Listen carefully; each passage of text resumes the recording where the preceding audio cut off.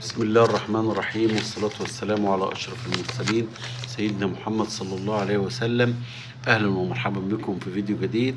النهاردة بإذن الله هنتكلم عن تاريخ مواجهات الأهلي والزمالك في السوبر، وهقول لكم فيها مفاجأة إن الزمالك لم يكسب الأهلي في السوبر ولا مرة سوى بضربات الجزاء اللي هي أصلا في الاتحاد الدولي ما بتنحسبش، لكن المباراة على أرض الملعب كده الزمالك ما كسبش الاهلي ولا مباراه.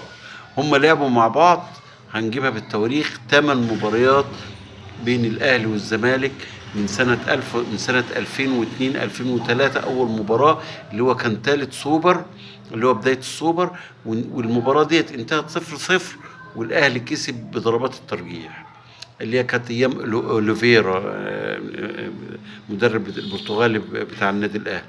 كسب الاهلي بضربات الترجيح، وبعدين اتقابلوا سنة 2007 2008 الأهلي كسب 2-0 لو تفتكروا بجون أحمد حسن وإينو بجونين. وبعدين اتقابلوا سنة 2013 2014 الأهلي برضو كسب بضربات الجزاء، الأهلي كسب برضو بضربات الترجيح.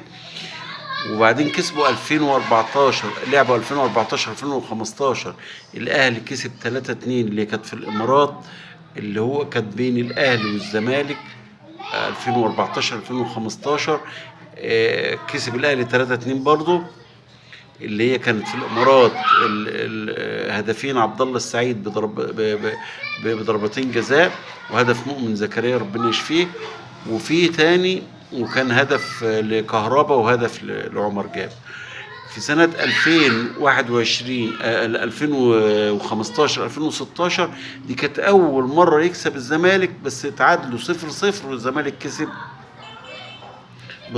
بركلات الترجيح. الكرة بتاعت حسام غالي اللي هي كانت فوق الكبيرة ديت طلعها فوق. وبعدين سنة 2017 2018 الأهلي كسب 3-2 اللي هي كانت أول مباراة لو تفتكروا أول مباراة للفايلر 3-2 هنا في القاهرة. هدفين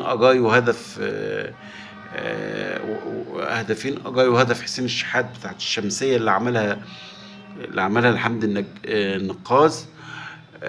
بعد كده سنة 2018 2019 الزمالك كسب بضربات الترجيح اللي هي المباراة اللي هي كانت بتاعت كارتيرون تعادلوا 0-0.